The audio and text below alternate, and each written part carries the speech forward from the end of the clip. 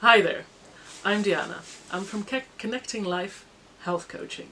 My focus group is women of childbearing age who want to have children and then end up, who want to get pregnant really, and then have decided that they want to do this as natural as possible, so with the use of nutrient-dense foods.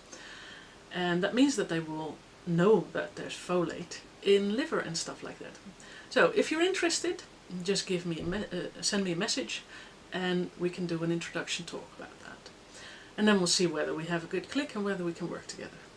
So, on to today's topic. I want to talk to you about bone broth. Bone broth is an immensely good product because it's made from the bones of animals and those bones are cooked. What happens is that there are minerals and cartilage and all that lot in these bones, and a bit of that gets taken out. This helps the body with the replenishment of all these goodies that are in the bone broth. Because for your bones you need minerals and you need cartilage and these kind of things, and all the building blocks of that you can find in bone broth. This also helps with gut health, because that way the lining of the gut can replenish, which is really good when you're trying to heal a leaky gut. Therefore, in the GAPS diets, a lot of people end up taking a very large amount of broth, especially when you do the introduction phase first. When you right away start with full GAPS, it's not that much that you right away do, but when you do the introduction, you almost live on bone broth for a couple of days. And in all honesty, it's really tasty and really nourishing. We've tried it. So, in this video, you will then see that I use onions, organic carrots that I get as juicing carrots because they look ugly, therefore they're cheaper. I also use some celery. I'll use some peppercorns, a small amount in my hand, and lots of water and some bones. The bones are from chickens in this case, but you can do it with other bones as well, as in lamb bones and beef bones, but that goes a bit different. So I prefer doing chicken bones or duck bones or turkey bones or these kind of things. What is always good, if you can get your hands on it, which I can't unfortunately, is to have the feet and the heads with it. I just don't have it. It's just not, I don't have access to it, so it's not going to be in there. But that would be ideal. So now, here we go. Have a look at the video. Alright, so today I'm going to show you how to make bone broth with these bones in this Instant Pot. It's super easy. It's really amazing. So here we have the lid. There's a rim in there that seals it. This is on the venting position now. You want it on the closed position, then this red dot comes up and then it's closed completely and it will just do its work. So make sure that that works well. And that's pretty much all there is to it. We have this one. I have a big one, the biggest I could find. So this is a 6-litre one. And that means that from the bones of 2 chickens, I can make about 5-6 litres of bone broth, which we then use up in a couple of days. So let's get started. First I'm taking the bones. They all go in. Some are still a bit frozen because I got it from the freezer. Then I'll add some water, some filtered water, that's important. See, there all the bones are starting to separate. There are a few meat bits still in there, but that's fine, that doesn't cause any problems. These are bones that are from chickens that I used to make meat, cooked meat with, that I then ended up using in stir fries. So yeah, that's a bit of a, yeah. And here I have the celery. I'm going to cut that up and put that in. Just big chunks, doesn't have to be small.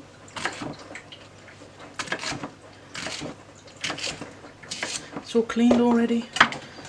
These not, but that doesn't matter because the skin actually gives very good colour and flavour. So there we go. Now the carrots, I don't really do much with those either. I just make sure that it's decent, it's all organic, because that's very important. You don't want toxins in your bone broth, because that will not help your health. These are actually get labelled as juicing carrots, which is carrots that just don't look pretty, which I have no trouble with whatsoever, so I just put them in. Means that they're less than half the price. And here the onions, you just cut up in some bits. Make sure there's no soil on there because that's not very pleasant. But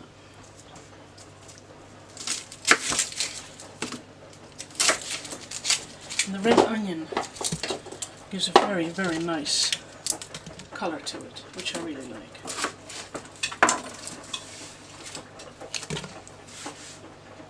So there we go, that's all done.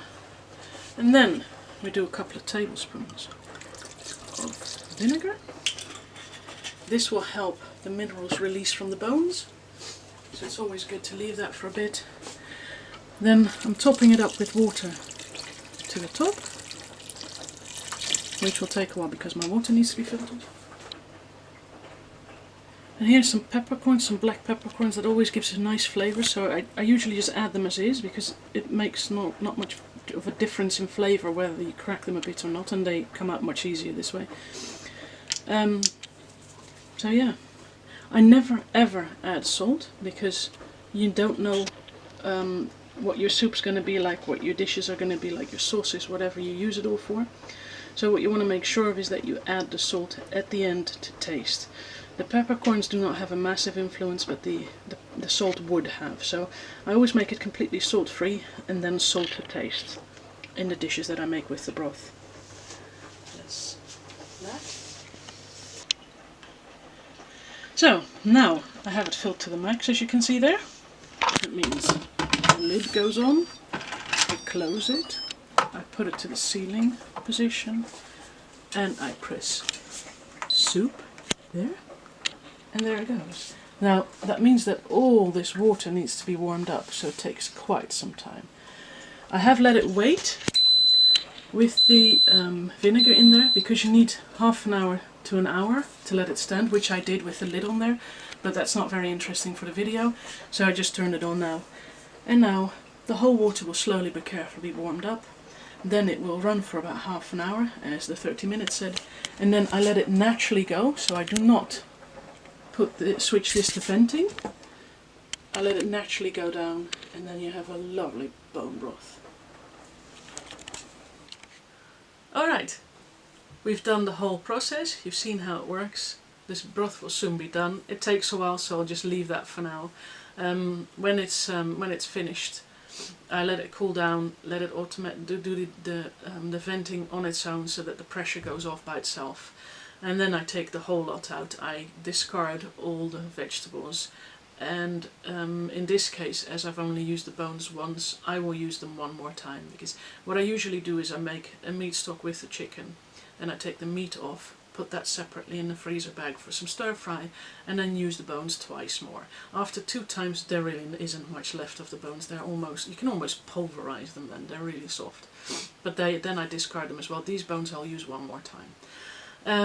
What you can do with it is make soups, sauces.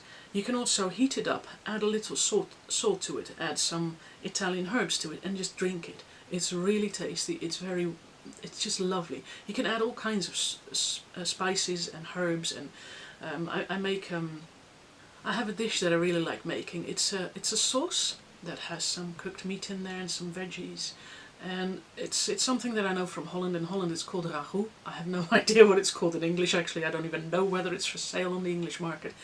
But it's really, you take quite a nice amount of broth, you thicken that with a bit of flour, you have the cooked meats in there and the cooked veggies.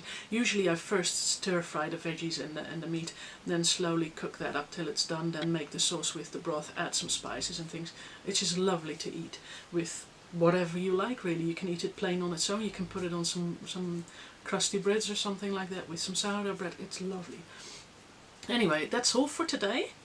If you have any questions, please feel free to ask me whichever one you want. If you have any requests for videos, please ask as well, because it's much easier to do what people want than to just come up with all kinds of things, because there's so much out there. So I don't really know what your wishes are. Just let me know. See you next time. Bye.